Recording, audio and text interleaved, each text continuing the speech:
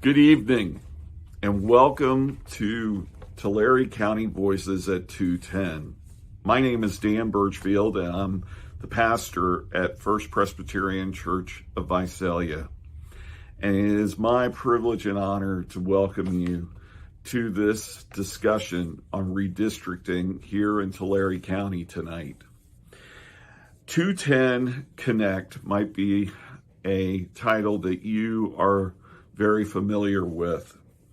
That for many years has been a monthly community forum held at 210 Coffee House, the Coffee House Ministry of First Presbyterian Visalia, and it was held in collaboration with the Visalia Times Delta.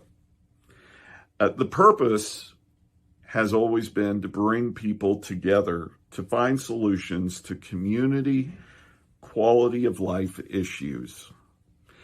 Well, just because the name has changed from 210 Connect to Tulare County Voices at 210 hasn't changed the purpose behind this virtual event tonight, any other virtual events we'll have in the months ahead, or hopefully very soon, before the end of the year is out, the monthly meetings we can hold back at the 210 Coffee House, the Coffee House Ministry of First Presbyterian Church of Visalia. This is an important forum for our community, and your participation in it strengthens the relationships that we have in our community, and it offers the possibility for the best solutions we can bring to quality of life concerns and problems in our community of Visalia and Tulare County. I hope that you will pay attention to the advertising and promotion of the upcoming events, and will invite your neighbors and your friends to either join the events virtually or when we start to meet in person again, to come on down to 210 and enjoy the ability for us as a community to gather and talk and share and understand one another better and understand the significance of whatever the issues are that we face together that must be solved. Well, tonight, I hope that this conversation about redistricting here in Tulare County is very informative and also gives all of us a better understanding of what we can do to make sure that the process is the best that it can be for everyone in our community. At this time, I'm going to bow out and let those who are going to be moderating the discussion of this topic carry on. Thank you so much for being here. God bless you.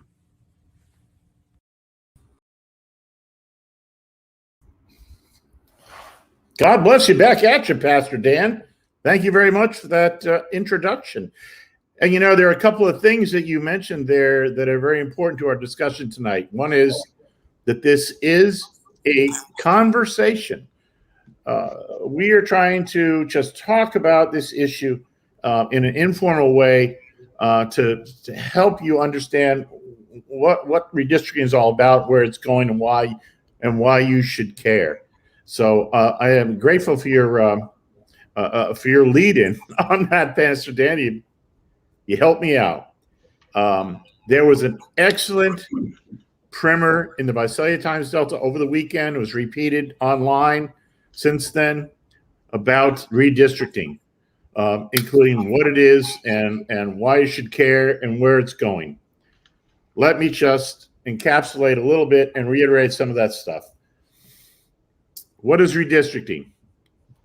Every 10 years, in response to the United States Census, all jurisdictions of government in the United States, from the U.S. Congress down to cemetery districts, every one of them need to make sure that the boundaries they have set for representation of the people who represent you in those jurisdictions are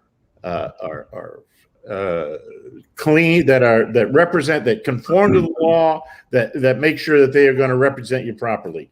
And that is why this is important for all of you.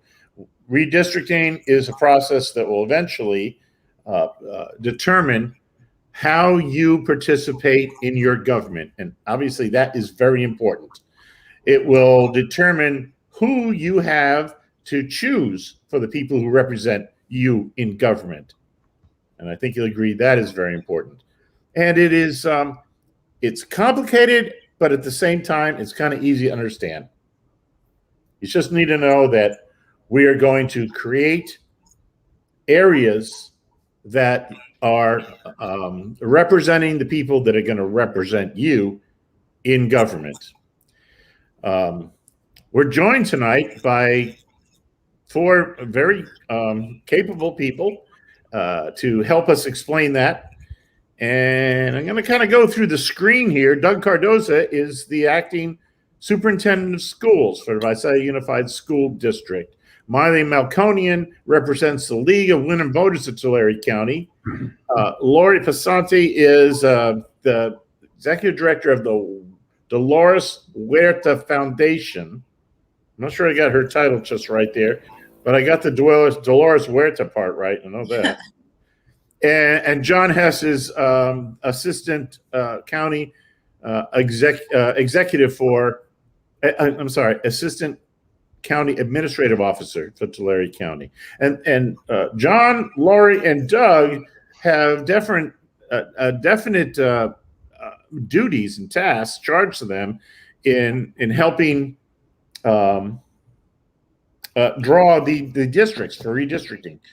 And Maile represents one of the great organizations that have not just an interest in what happens, but a lot of knowledge and oversight of how it happens.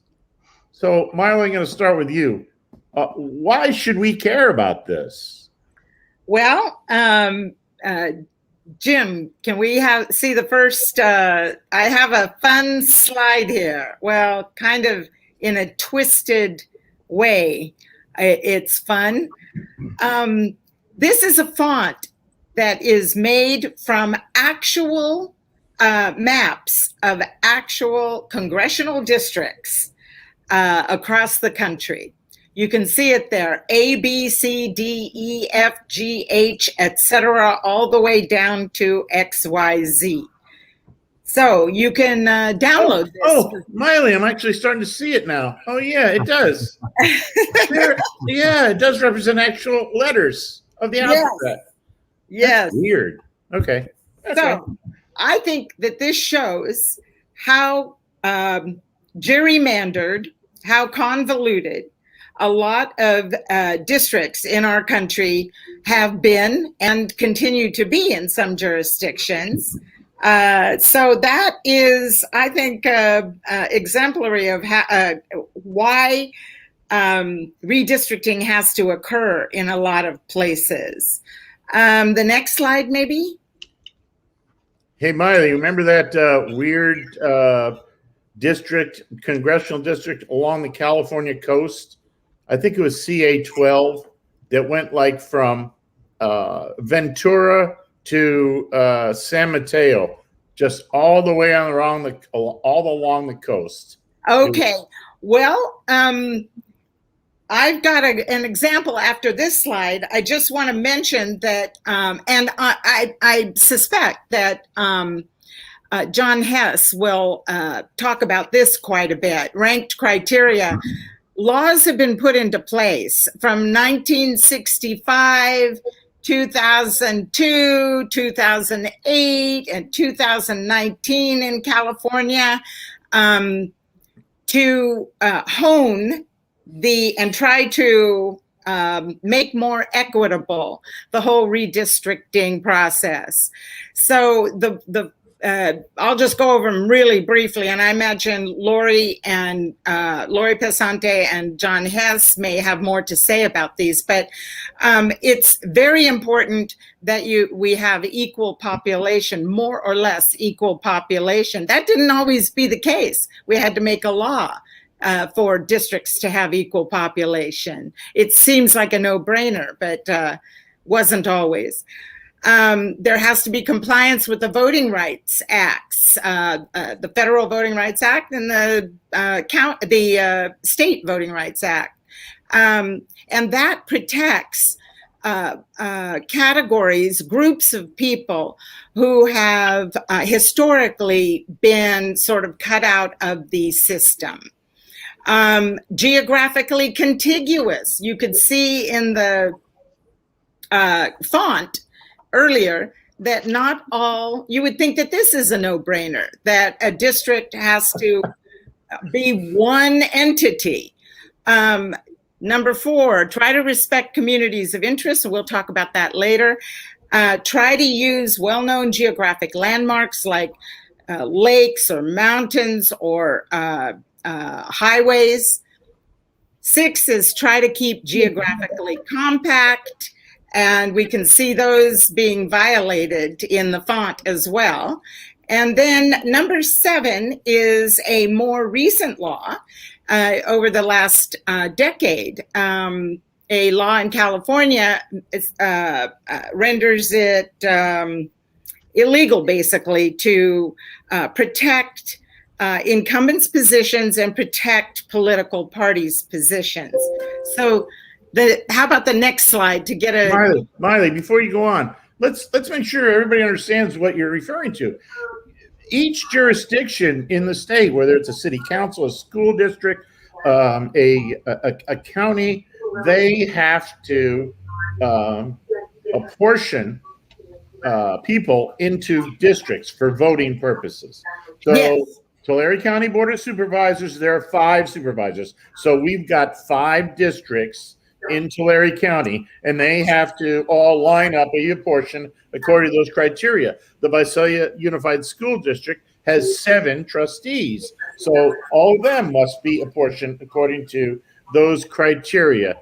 The same rules apply to the Visalia, City of Visalia and the City Council, congressional districts, and others. So that's why we have those different criteria to make sure the districts that we set are equivalent, equal, and fair. Yeah. It used to be that Shasta County and Los Angeles County each had 1 congressperson. So how fair is that? You know? So it's been a slog. It's been a historical journey. And I don't think the journey's over. But just to show what Los Angeles looked like, we have in California now, we have a Citizens Redistricting Commission at the state level. And that has taken politicians out of the system completely at the state level. So that next slide, Jim, gives an example of what this has done. This is an example in Los Angeles. So you can see the Los Angeles map before 2010, which was before we had this nonpartisan Citizens Redistricting Commission, which is independent from the assembly. Look at District 38 there, and you can see after 2010, when the Citizens Commission redrew the lines, and they had a big job to do. It was the first time the Citizens Redistricting Commission redrew the line, so it was a huge job. But you can see how rational and compact the District 38 in that map is. And if you look at the map on the right, I mean on the left, if you had a chance to, every single one of those districts is equally convoluted to that District 38. And what they were trying to do, I think both major parties tried to protect, and they they conferred with each other and they said, okay, we'll let you gerrymander this district and we'll gerrymander the one next to it. Unfortunately, we're probably not going to be able to talk specifically about congressional districts tonight, except to refer to how they are being drawn. We're going to try to keep to real local the districts in your school district, in your county, that apply directly to you and you as a voter. However, I would like to call on Lori Pesante right now to ask her how, what kind of damage can be done and what kind of good can be done when you draw district lines for voters for electoral districts. So I think that we see this already happening. Anytime you go to a board meeting for a particular jurisdiction, who is complaining about what problems? And especially here in the Central Valley, we see a lot that marginalized groups, if they're participating at all, they generally don't have access to elected leaders. When they call, they're, not picking up the phone. When they come to make public comment, they're talking about problems that are just very, very, very basic needs oriented. I think that is an indication that when you draw the lines wrong, people get cut out. And because it's been happening for so long, I think it's very hard for us to imagine a situation where that isn't the case. I think a lot of people will say, well, we should keep the lines pretty much the same. Everything is fine. But then you hear from people like folks in South City, Tulare, Matheny tract, and they're talking about, smelling the sewage treatment plant 24/7, or, dogs running wild because there's marijuana growing in that area, and or very infrastructure related problems where you've got a lot of potholes in the streets. There are parts of our Central Valley where they don't have complaints about potholes, and there are many, many places where they do. And so if we're drawing the lines right and they're equitable, then it's going to take into account everybody in the county. And it's going to help make sure that the voices that need to be raised so that we can have all the pieces of the puzzle on the table to get those community solutions that our pastor shared with us at the beginning. So, Lori, what would be the ideal way to do that? Just, I don't mean to, you might be saying some things now that are going to put John Hess or Doug Cardoza on the hot seat here, but what would be the ideal way to conduct that process of making sure that your district lines are drawn so that representation in the jurisdictions that matter to people are equitable and effective? Well, the ideal way is to not put anybody in the hot seat, first of all, because it has to be an open and inclusive democratic process. And I really, really wish to really, I cannot speak highly enough of how Tulare County and folks like John Hess and folks doing the outreach and folks doing the translation, they are the gold standard of all of the counties that we are engaging the public in to increase participation in this important process. It is very much an example of something that comes very close to what I would consider the ideal. Having open and transparent meetings that begin early enough in the process and are held at consistent times and days. Tulare County's pretty much been doing this every Thursday evening for a very long time now. Poor county staff like Mr. Hess, I'm sure, are looking forward. They probably have it circled on their calendar when this process is complete on December 15th. But they absolutely have been inclusive for the first time ever. And I heard people say this at the first redistricting hearing where non-English speaking residents of Tulare County who've been living here, paying taxes here, investing their lives, raising their children here, they were able to speak at the redistricting hearing. And for the very first time, we had non-English speakers participating in the process. And we have consistently had marginalized people participating in the process since the very beginning. I can't thank the County of Tulare enough for that. Well, listen, what an outstanding encomium. Hey, good job there, John. But between between you and Lori, could you describe to us, what have you done? What's the process been like? Why is this better now?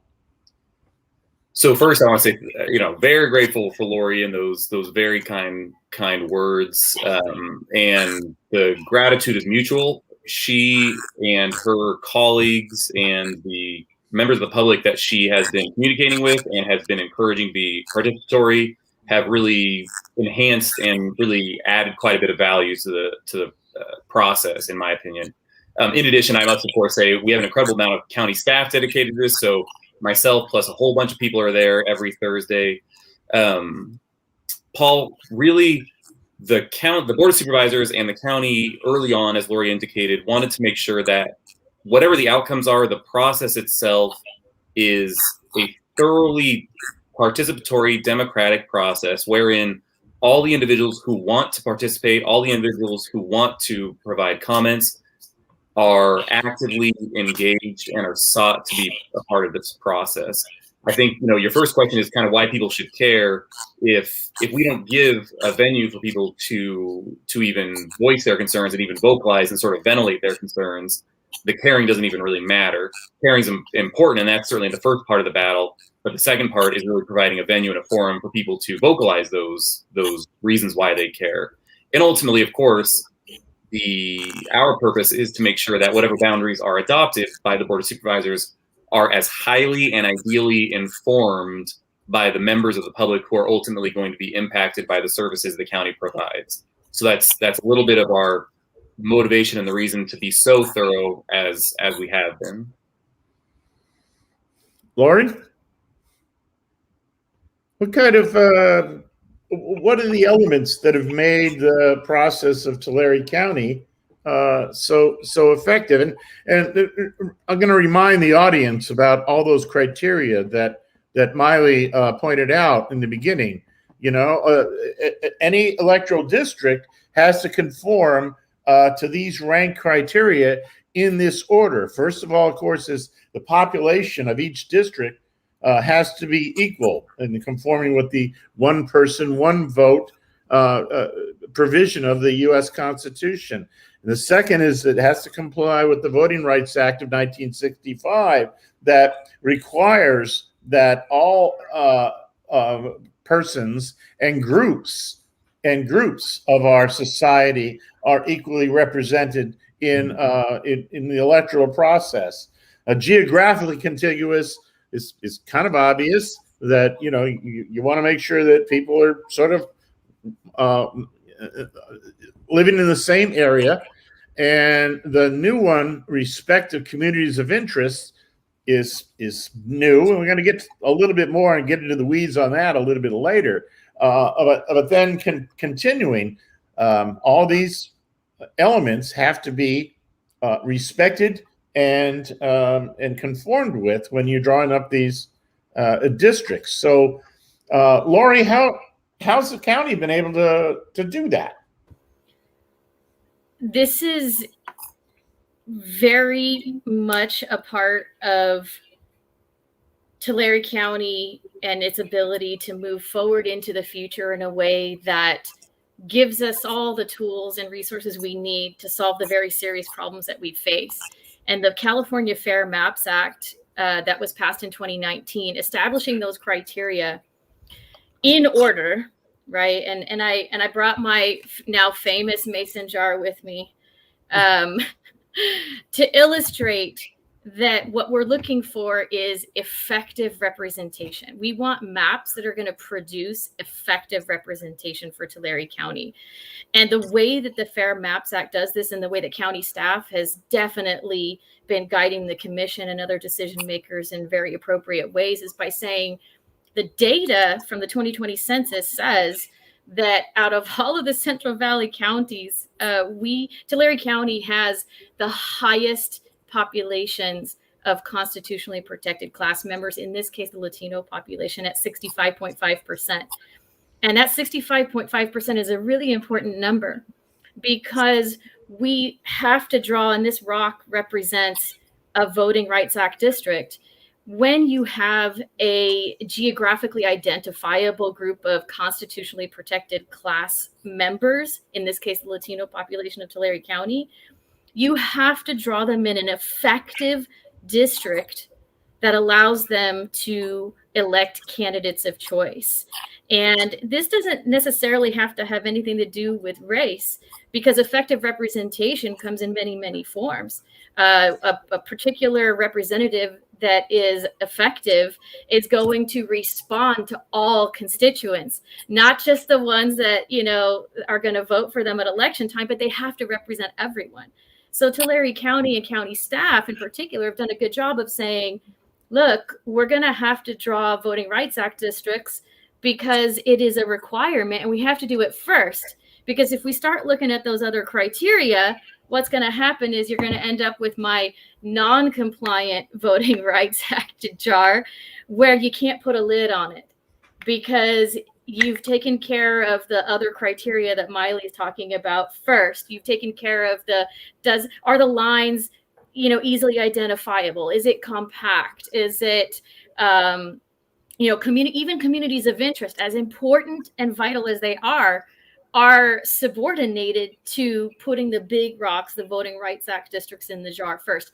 Then you can start looking at those other criteria, which, by the way, should be associated with the public comment and feedback that Mr. Hess was referencing earlier. It is vitally important that you take care of the big rocks first and then go to those other criteria, which is entirely driven by that public comment. And that is how you get a fair map. It cannot be about whoever is sitting in those seats now or could be in the future. It has to be about the people choosing based on criteria applied in an appropriate manner under the law, to be good stewards of the taxpayer dollars of Tulare County, if nothing else. Can I mention also I endorse Lori's representation of the county process. It really has been a model. They have tomorrow, they have another meeting, and it will be a public meeting for public input that will take place at the Veterans Memorial Building in Visalia.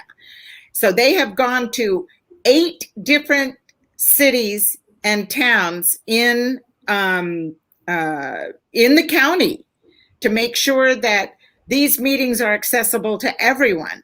Tomorrow will be their 12th, I'm going to repeat that, 12th public input meeting. That is stellar. And every meeting is professionally run. They have a slideshow that explains what's going on for the public as well as for the commission. And it's just been a joy to watch.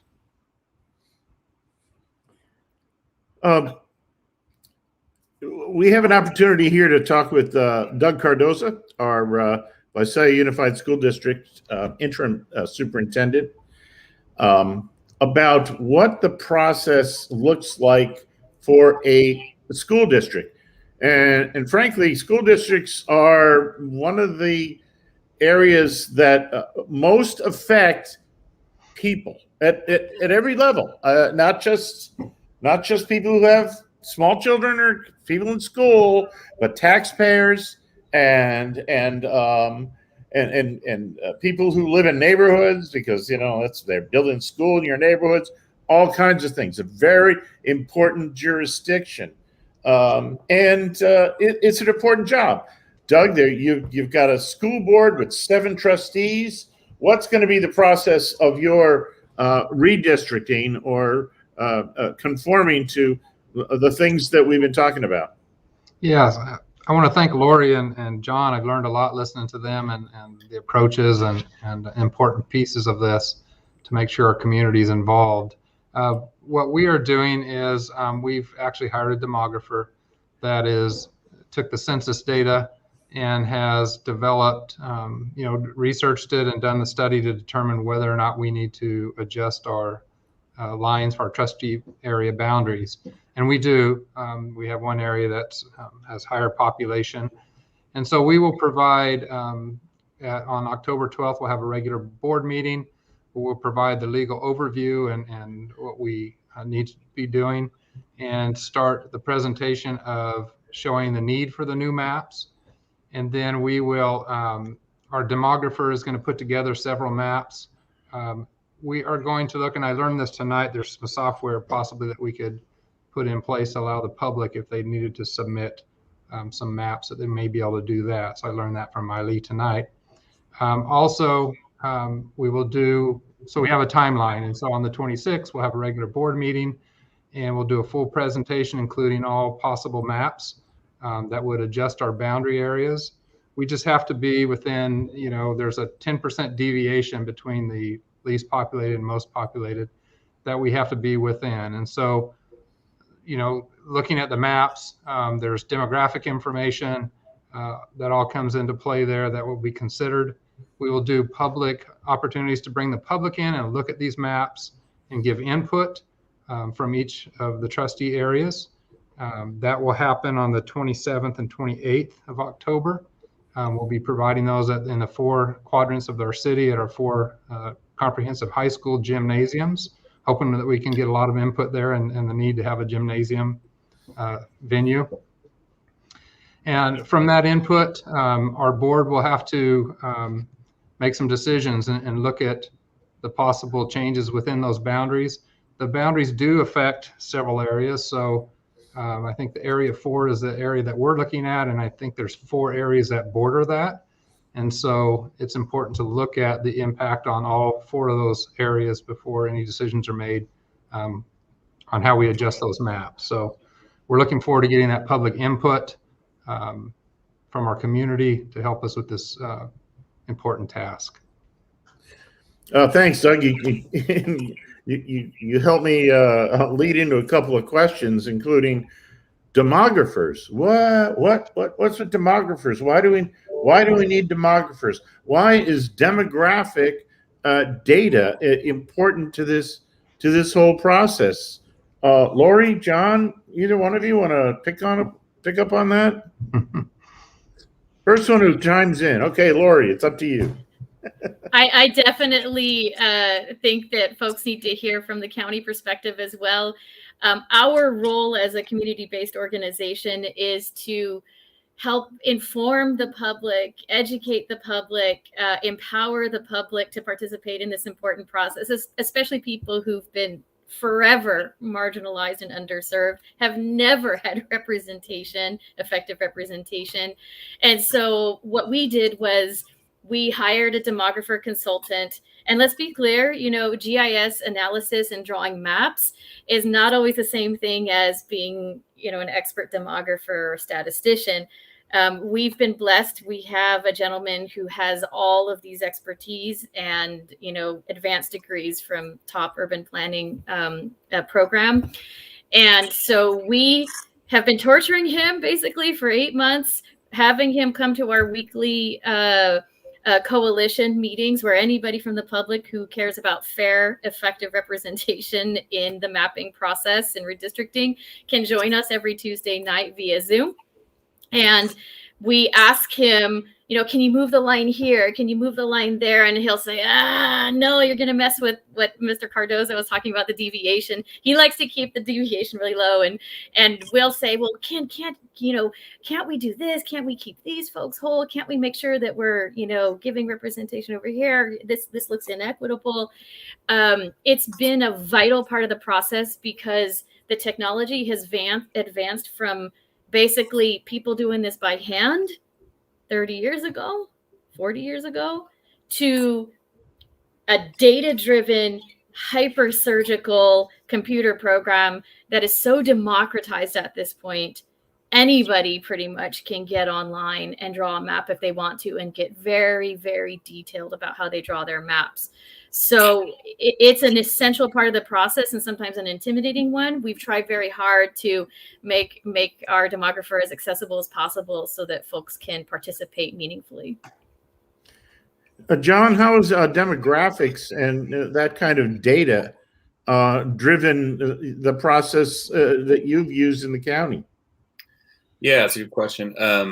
So the criteria that Maile was showing earlier, all of them can be quantified in some objective way, and they can be quantified objectively through data, and specifically demographic data associated with people and their ethnicity and their income, their gender, all those various different demographic variables. So the data and demographics obviously are the single most important part of ensuring that the map that ultimately gets adopted complies with all the various different criteria in accordance with the ranking from 1 to 7. We have 8. There's one, I think, missing off of the list here that we utilize. But nevertheless, what I think is also interesting about the data that I don't want to emphasize the data too much is that while it's incredibly important for measuring the objective effectiveness of a district, it's also important, I think, to recognize that you might have hypothetically 2 different geographies, 2 different maps, for the county, of course, 2 different maps that show the 5 board of supervisors in different geographic configurations, but still perhaps arguably comply with the various different 8 criteria to varying degrees. And so if it were as easy as, hey, here's the actual objective data provided by the Census Bureau and then adjusted by the state, we could just create an algorithm. You could just create a hypothetical black box where you put that data in and it gives you the single only effective map, this ideal effective map. And because I think anybody who's come to our meetings, especially recently, knows that there are different people have seen fit to put different geographies together to obtain the same the same faithfulness to those 8 criteria. And they've done it with different geographies. And so I think that also, there's 2 sides of the data coin. It's incredibly informative and instructive, but we don't want to also only recognize that the data is going to be the only answer. John, can you kind of explain about some of the options that you've been looking at? What kind of things that you've been considering? Maile just put up a proposed map there, for instance, for new supervisor districts that emphasize a new foothills supervisor district, for instance. Can you help us out here? Sure. How much time do you have, Paul? That's my question. So the commission has been soliciting public maps for quite some time. The Equity Coalition map is certainly the most. It was the first one, and it's the one that has had the most public support at the commission meetings and emails and things of that nature. Now, the Equity repeat that for me. Equity Coalition map. Yes, it's the map that Ms. Pesante. Is that the one we just saw on our screens? Okay. Also, yeah. Paul, if I may, this is Maile. I want to make clear that this map is not Mr. Hess's map. This is equitable. A group of organizations have come together to put this map together. They call themselves the Equitable Maps Coalition. Okay. All right, John, you good with that? Can you work with this? Yes. Yeah. So that's been one of the main maps, really, and the commission adopted that map last week as one of their first map to be considered and submitted to the Board of Supervisors. Nevertheless, there's still 3 more meetings wherein the commission is going to be drafting and producing their own maps they've directed staff to do. We'll come back and present them to them. What's interesting, so for example, this slide that's on the screen, there's been considerable discussion, really, I would say, at the last meeting about 2 elements on this map. First is the one that Maile's got circled, what we call the Mega Mountain District, one supervisorial district that represents all of the mountain areas in Tulare County. The blue lines currently, you can see that there's 3 supervisors, Supervisor Valero, Macari, and Townsend. And in this configuration, it would just be Supervisor Townsend representing all of the mountain districts.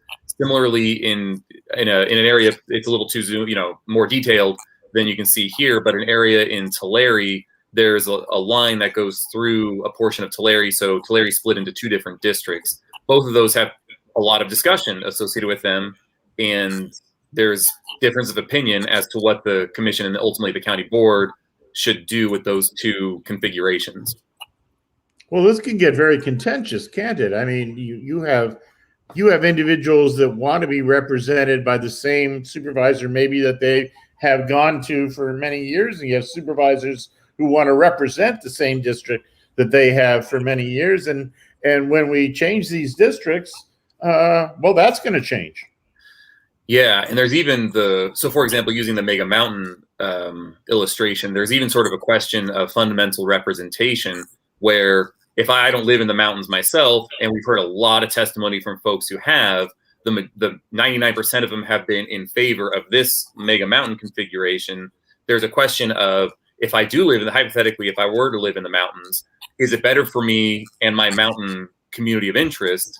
Is it better for me to advance my interests of my community and have 3 board members to whom I can advocate for mountain related issues? Or is it better for me to say, no, I want one guy or one person who's able to represent all the mountain and he knows it very well? From a representation standpoint, it might actually be better to have more, because then you might be able to appeal or compel more than one person to also support your particular mountain related cause. There's one more wrinkle associated with that, and the supporters of this map point out that in the current configuration, where there are 3 districts, the mountain area has been cracked into 3 districts. That renders the mountain area population a mere 2 or 3% of a district's population. Whereas if they are combined into one district, they would be 10 or 11%. And the theory being that their voice would be amplified. Lori, are there any other jurisdictions that the Dolores Huerta Foundation is working with that have such a kind of radical proposal to change their district representation? So we are facilitating public participation in areas where our existing chapters have identified that they want to engage. And what we did first, after we got the list from our chapters of where they wanted to engage in the redistricting process, we created a community of interest survey. And it basically highlighted, a lot of the key features that would ultimately end up helping people to articulate a community of interest. And it also helped us to find people, interested in participating in the process. And so we then, in Tulare County, for example, we've now collected over 600 community of interest surveys. And we constantly invite people to come to our weekly meetings to participate based on, their indication to us that they want to participate. And so the combination of the results of those surveys with the data tells me that map and maps that do similar things with the lines are not at all radical. And if anything, a map like that probably should have been drawn 10 years ago. Okay. Doug, are there factors in the school district related to community of interest, interests, or any other things that apply to how you will maybe redraw districts in the school district, electoral district and school district? Doug, you're still on. Yeah. Okay. Sorry about that. Well, we've all been there, huh? Yeah, for sure. Okay. Now we'll look at all the areas the boundary areas around that district or that trustee area that needs to be adjusted, and look at the demographics and see if there's an opportunity to balance things out better. Just as Lori has said, we want to make sure that our people in each area have a person, an elected official that can speak for them and bring their desires and needs forward at our board meetings and really do that job. When these boundaries move, the current boundaries, the current trustees in those areas, if for some reason the boundaries move and they no longer live within that boundary, they'll finish out their term, but then they'll have to run for re-election. in a area in which they live, or move. I guess they could move. So there are some of those considerations, that things that may happen that'll affect our trustees in the areas in which they represent. Yeah, that becomes an issue in redistricting often, right? That you have people who are representing a particular electoral district, but then once the boundaries change, they're not in that district anymore, and they're not going to be able to run for that office. Conversely, I'm thinking of the issue of, I'm a voter. I've always had Mrs. Goldstein representing me. But the next election, I find out that Mrs. Goldstein isn't on the ballot, and I am ultimately going to be represented by Mr. Avila. I mean, what do I do about that? I've been happy with Mrs. Goldstein for all so many years, and now they've taken her away from me. What's the answer to that, Lori? Well, this is precisely why, even though the California Fair Maps Act applies currently to cities and counties, we have been asking jurisdictions like school districts to consider it an example of best practices to be applied also in those other jurisdictions. Because if you are doing the mapping process correctly, if you are using the 2020 census data and you're producing a map that is data driven, and you have representative public participation, bringing that data to life, you should not be considering anything related to political advantage or disadvantage, because it's not about those people sitting in the seats. It's about effective representation and putting us all in the best position to solve the very serious problems that we're facing, and especially in the education context. I mean, I have small children. I have a 10-year-old. I have a 4-year-old. She'll be 5 in 2 weeks. And getting through the pandemic, we have seen total inequities that now have life or death consequences, and in the education context, success or failure consequences. And thank God we got that insight, because now we have an opportunity to make sure that we're using a really clean redistricting process to get effective representation, so that the family that really doesn't understand what it's like to not have access to internet, to not have access to quality internet, right? We have coalition meetings where folks try to join us from those mountain communities we were talking about, and their internet is not good and they can't get good internet. Mm-hmm. So when we're talking about drawing fair maps, we must be thinking about how to get the best quality representation, effective representation. And the Fair Maps Act prohibits us from considering the partisan information. We don't even use it. We've never looked at it. I'm not from Tulare County. I don't know where anybody lives. I don't know where the elected leaders live. I don't care where they live. What I care about is that the people are the ones driving this process, because it's got to be here for us for the next 10 years. And especially in education, when the kids that aren't even in Mr. Cardoza's high schools today are going to be impacted by the process that he's running in the next 2 months. A great answer, Lori. Thank you very much. You touched on something there too about partisan influences on redistricting. Now, Doug and John really don't have to worry about that, because those are not partisan offices, the Tulare County Board of Supervisors or Visalia Unified School District trustees. But of course, Congress is. Now, we're not going to be able to talk too much about Congress tonight. However, when you think about, I got a problem, what should you do? Call my congressman. I can't tell you how many times that I fielded calls when I was a newspaper man of people who were asking me, who is my congressman? And they had no idea. In some cases, I had no idea, because lines had drawn, districts had shifted, etc. What's kind of the solution to that, Lori? Let me make sure I'm understanding your question correctly. You're asking, maybe you can rephrase that again. I want to pick up what you're putting down. I guess I'm asking on behalf of a constituent, how can they keep track of who's representing them? Well, pretty easily, I would imagine. We go through this process every 10 years, and we go through elections pretty frequently.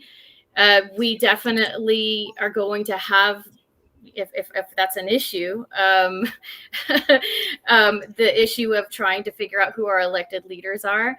I would say that, to add another wrinkle to what you're asking, there are folks who they, don't feel like they're going to be heard anyway, so it really doesn't matter.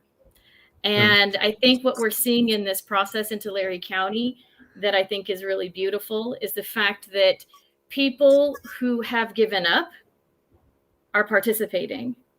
And those people, once they start participating and they're seeing that it's actually making an impact. I mean, how many times are people going to show up and try to make an impact and have the door shut in their faces before they say, why should I bother?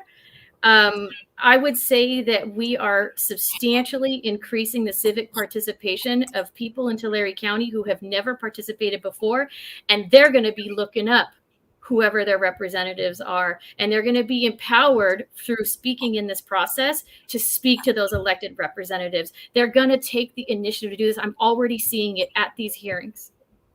Well, that's a great lead into a question that we have received from our online audience that Jim Ward has forwarded to me. And I'm going to ask Lori and all of you actually to respond to this. How do we get information on how to participate in redistricting? And apparently we have a slide on that we can show. Miley's popping up right now. Oh, look at there. Ask you shall receive. There's her answer. It's a little bit difficult to read because I tried to just cram several jurisdictions onto one slide. But the League of Women Voters of Tulare County Facebook page has this posted. So you can take a look there and read it at your leisure. But for Congress, Assembly, and State Senate, there are public comment hearings. At this point in the process, almost daily, the state level commission has been doing an outstanding job as well. And check out We Draw the Lines ca.org for details, or go on to the League of Women Voters of Tulare County Facebook page. For the County Board of Supervisors, I've just got the next 3 meetings up there. They're going to, as I said, they're going all over the county. So Visalia tomorrow, a week from tomorrow is Woodlake. A week after that, Porterville. So come on down and make your voice heard. And then for Visalia City Council, the next 2 meetings, they've had a couple of public meetings, but they were very poorly attended. Our group, publicized. Right, our group wasn't even aware of the first one. And the second one, very unfortunately, they had posted the wrong location for it. They corrected it on the day of the meeting, but that I know at least 2 people tried to attend, but at the wrong location. So hopefully that won't happen again. October 13 and October 23 are map drawing workshops. So that should be interesting. I'm looking forward to that for one thing. I want to see what software they're using. So that one will be over at Sierra Vista at the Whitendale Community Center, and October 23 will be at the Anthony Community Center. So, and they're different days of the week, and they are different times to hopefully accommodate more people. The Visalia City Council public comment, they are only going to have 2 more public comment periods, but the December 6th one is really the only effective public comment meeting left, because the January 10th, their process is going into the next year. And by their January 10 meeting, I think they will kind of have the general shape of their map pretty well established. So you want to get your opinion in early. And then for other cities, for school boards, for healthcare districts, for all other jurisdictions, now through November, it varies.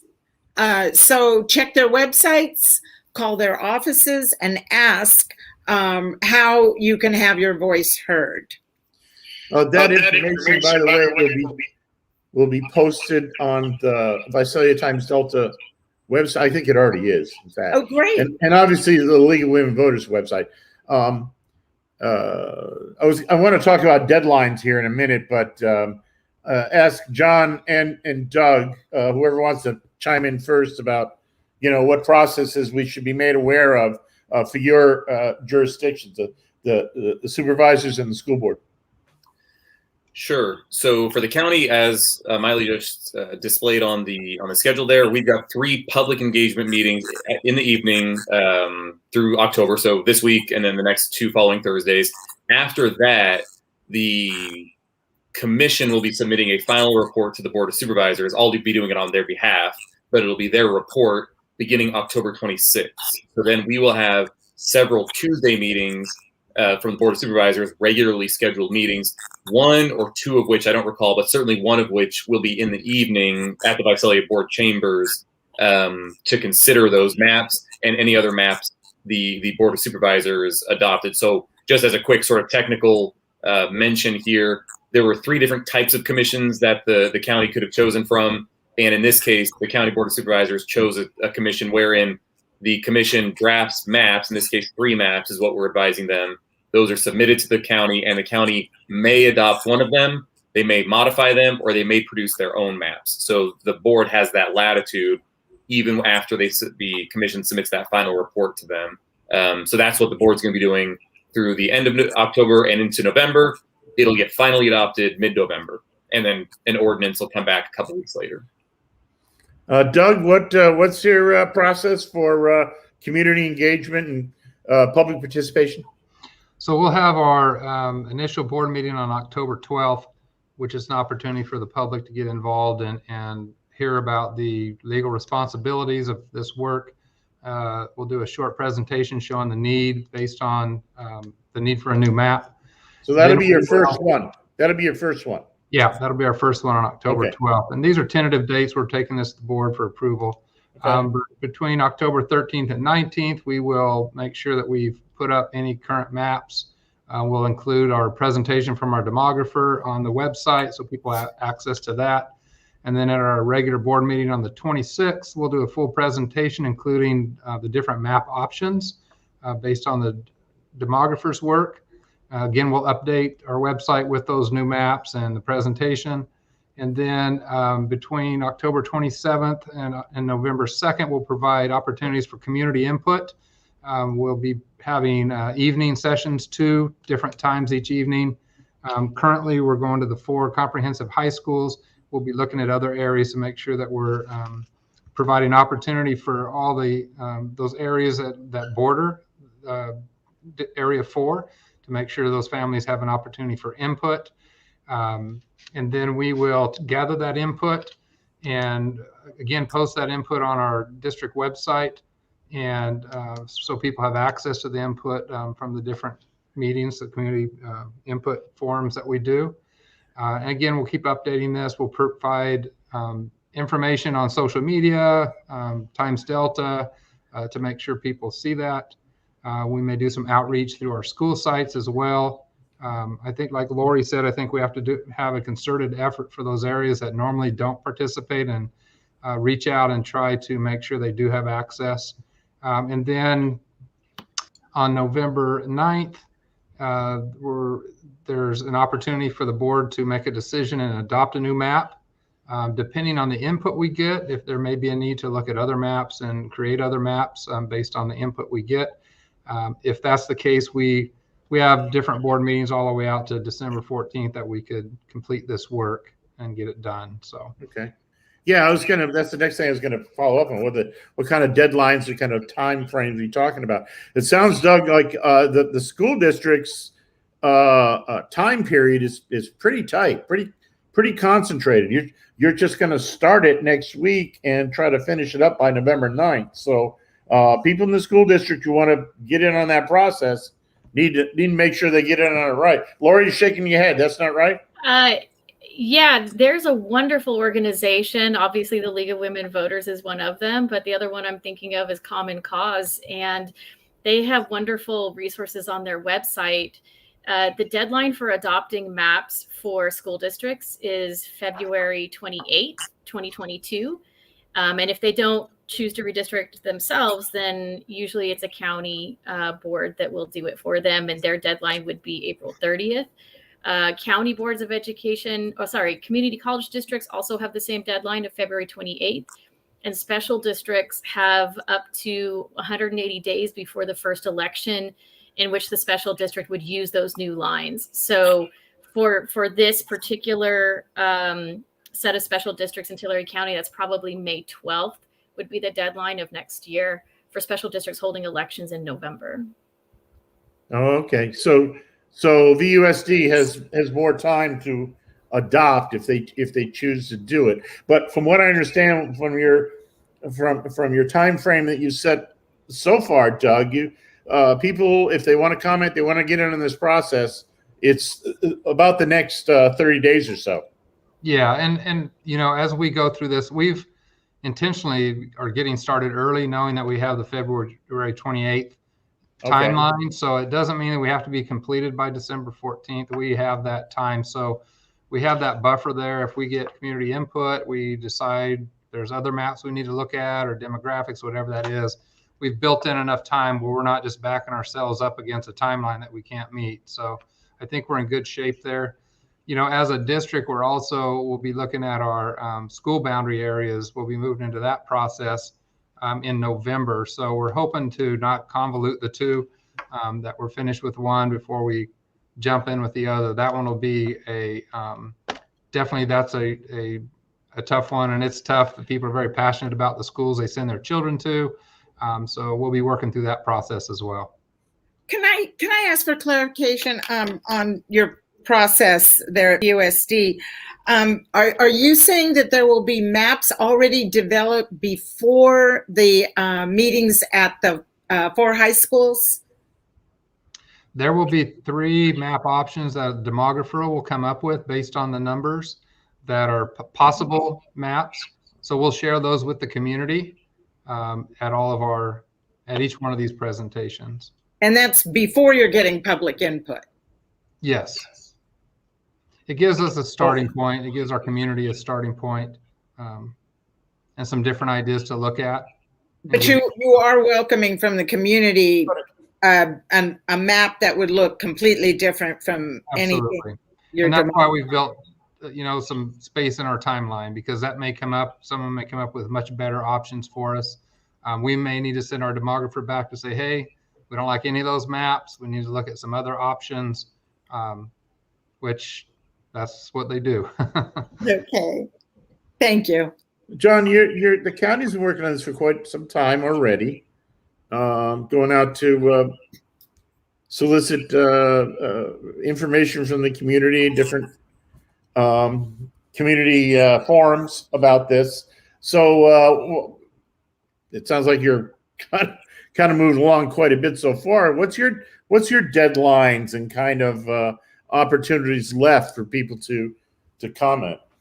So the final deadline perhaps is going to be mid to late November, just before Thanksgiving. We have 3 public outreach meetings on Thursdays, this Thursday and the next 2. And then we have 3 to 4 board of supervisors. I don't have the calendar in front of me. 3 or 4 board of supervisors meetings where they will do a similar. It's going to be more, it's going to be more shortened. It's not going to be the months that we've been spending in the communities, but for the 4 weeks, they'll be doing the same thing, seeking comments, looking at maps, giving staff direction to make any map modifications, and then considering them.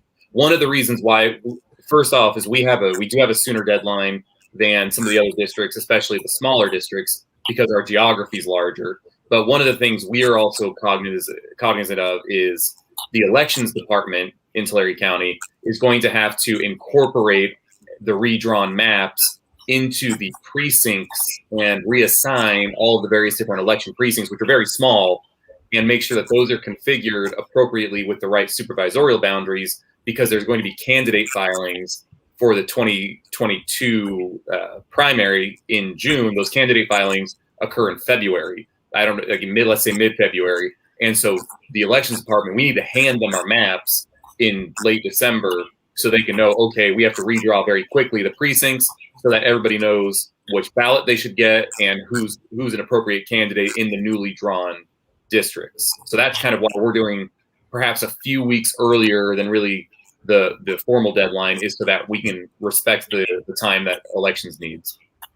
Yeah, it sounds like you're under more time pressure than some other jurisdictions, like the city council or the school district. Lori, what kind of what are those time pressures to make sure you've got districts ready to go for voters next year? How do they apply to other jurisdictions, Congress, for instance, and state assembly and Senate, et cetera?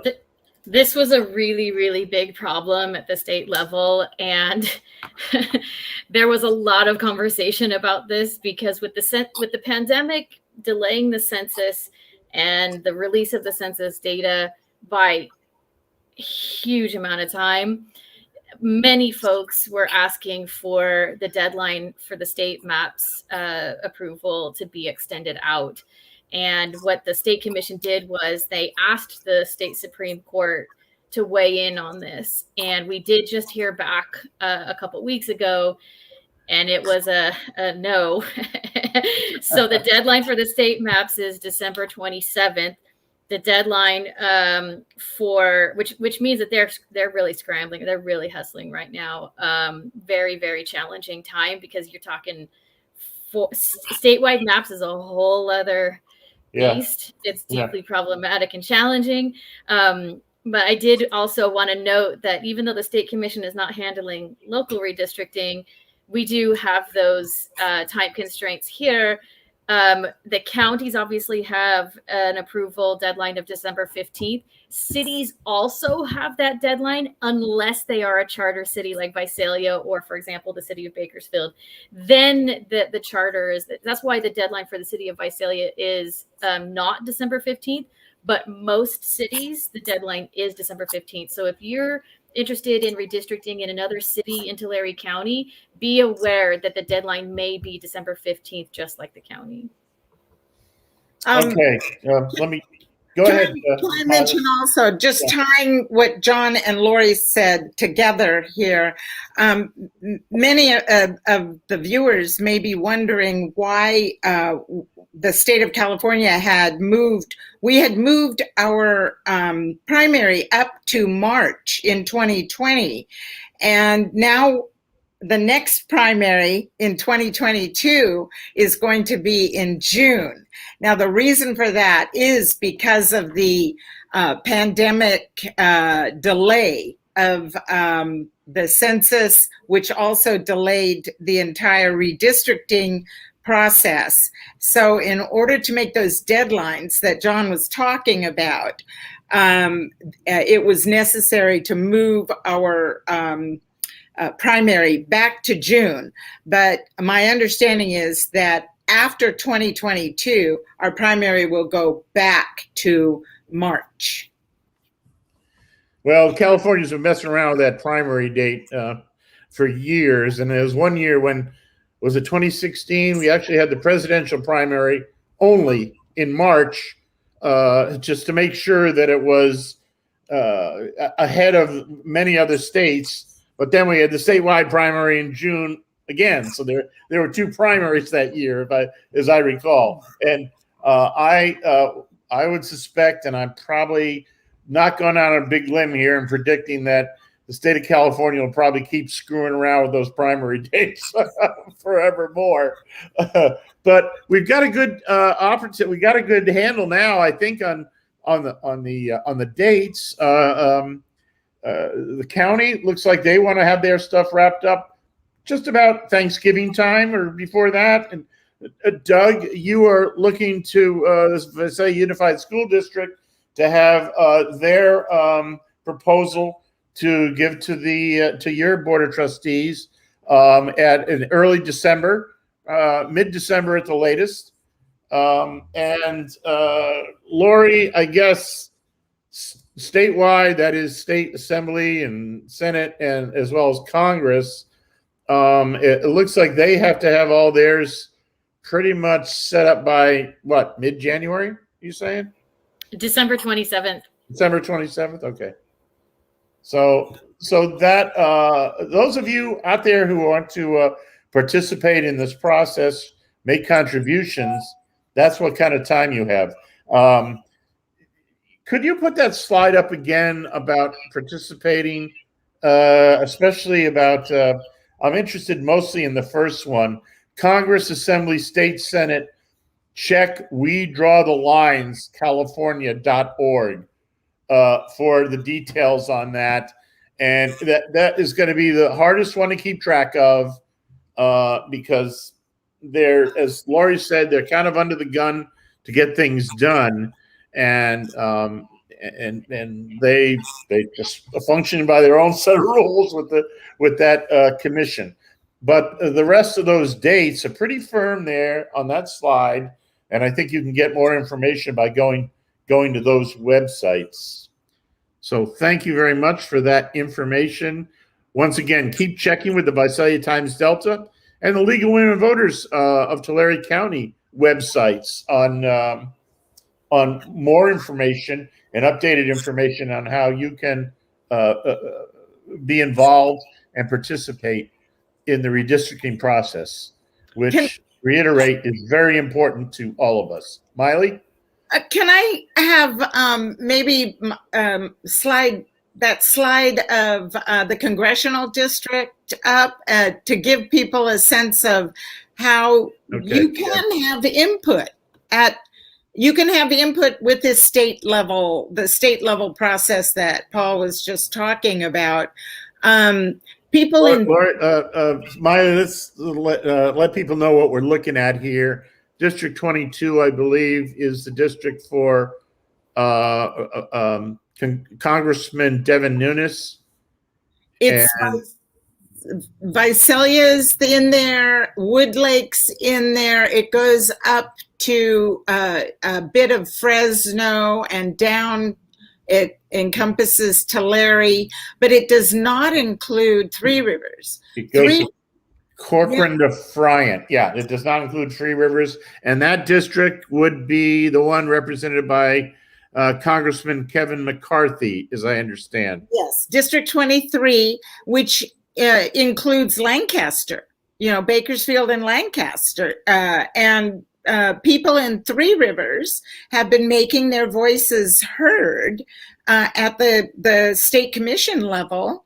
All the state commission meetings are remote, but they are like, each meeting is honestly 6 hours long. I'm not exaggerating. So you have plenty of chance to find a convenient time to log on and have your 3 minutes to give your opinion.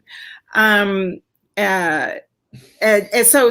there have been people from Three Rivers logging on and saying to the commission, the nonpartisan commission, that they're sending their children to the nearest public high school. It's in Woodlake. So they live in one congressional district. The high school is in another congressional district. The closest congressional district office is in Visalia, but it's not their congressman. Their congressman, to get to that office, they have to go 3 times the distance. So that's an example of if you can identify something that you think is not quite right, when your community of interest for Three Rivers is probably not Lancaster. It's more likely to be Woodlake, Farmersville, Exeter, and Visalia. Thanks, Miley. Good points. Lori, you wanted to talk about. You asked about sharing your meeting dates, etc. Yeah. Go ahead. Yeah. In terms of participation, I know sometimes if somebody has never participated before, it can be kind of daunting. And so every Tuesday evening at 5:30, we host a Zoom meeting, and the agenda is pretty much, what people want it to be. And oftentimes our demographer is able to participate as well. And so folks have a chance to engage in some peer learning and really feel empowered to participate in the process in a way that makes sense for them. Anybody interested in participating is welcome to contact my colleague, Angel Ruiz. His phone number is 559-312-2973. And that's for calls or text.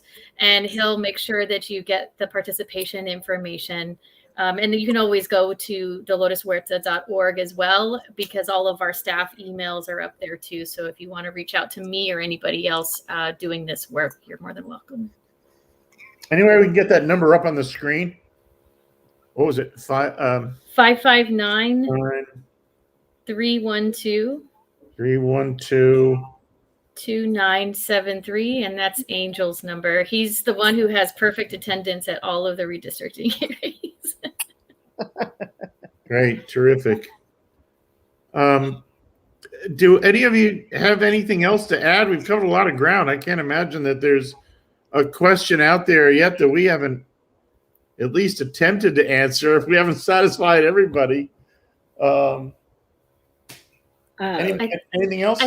I think there was one question in the chat, a gentleman wanting to know what the commissioners are doing and how are they keeping people informed about the redistricting process. I didn't want to leave that unanswered if it wasn't already answered satisfactorily. I think that's a question for Mr. Hess. So I can't see it in the chat. So the question is, what are the commissioners themselves doing to engage the public or to encourage participation? So it's really up to the individual commissioners. We've obviously resourced them with a whole lot of education, and we've given them a lot of materials. Our specific public outreach, we retained Lolly Mojeno and Dr. Lucia Vasquez, and they have been incredibly helpful and an incredible valuable part of our efforts in getting the word out. Really, they do outreach that we could never do, and probably many of the commissioners couldn't do because many of them have other time commitments. And so those two have been incredibly helpful and really shouldering the brunt of our public outreach efforts every day. Wow, thanks for that crawl down there, Jim. That's great. I see Dr. Vasquez is located. She's actually on the Facebook comment feed right now. So it looks like folks wanting to connect and get that question answered will be able to reach out to her as well. By the way, Dr. Vasquez and Lolly Mojeno and John,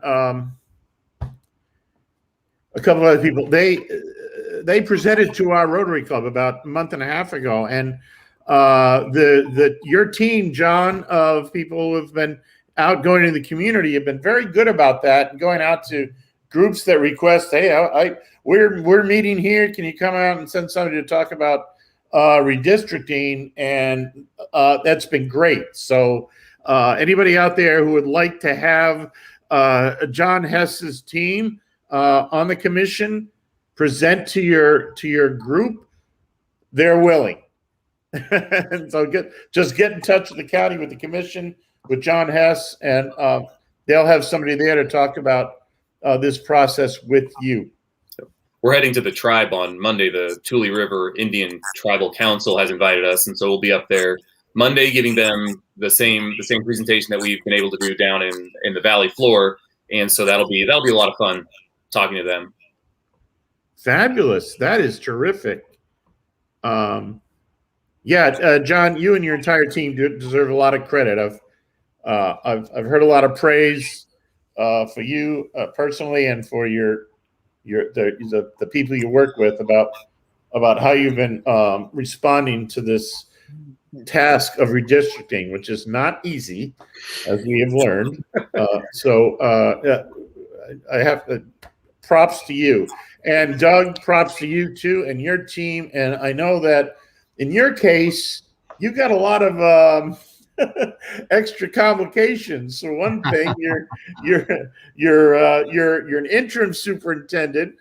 You've had changes of leadership in your organization, and you're also dealing with a change of boundaries for your schools, which I know probably for parents of students probably hits them more viscerally, really, than the electoral boundaries. So good luck with balancing that. It's very, very difficult. Lori, thank you for your work with the Dolores Huerta Foundation. And we got the number there crawling along the screen. Anybody wants to get in touch with you and your team to participate more. And as always, Maile Melkonian, thank you very much. You and the League of Women Voters, thank you for your support of Tulare County Voices at 210, not just in this forum, but in others. We're about ready to wrap this up, unless somebody comes in with a burning question in the next minute. I would just like to close by letting you all know that Tulare County Voices at 210 will be meeting again in November, on November 4th, I believe it is. Keep an eye out on the Visalia Times Delta. The subject will be of interest to everyone who follows the news, or even who doesn't follow the news. And that is disinformation and misinformation in our society, especially in regards to social media, but other sources too. And this will be a chance for anybody in the community to talk about how they get their information and whether they think it's reliable. And hopefully we'll give you some tips to make sure that you always get reliable information. That will be on November 4th, Tulare County Voices at 210. Until then, I want to wish everyone a pleasant evening. Thank you very much for participating. Good night.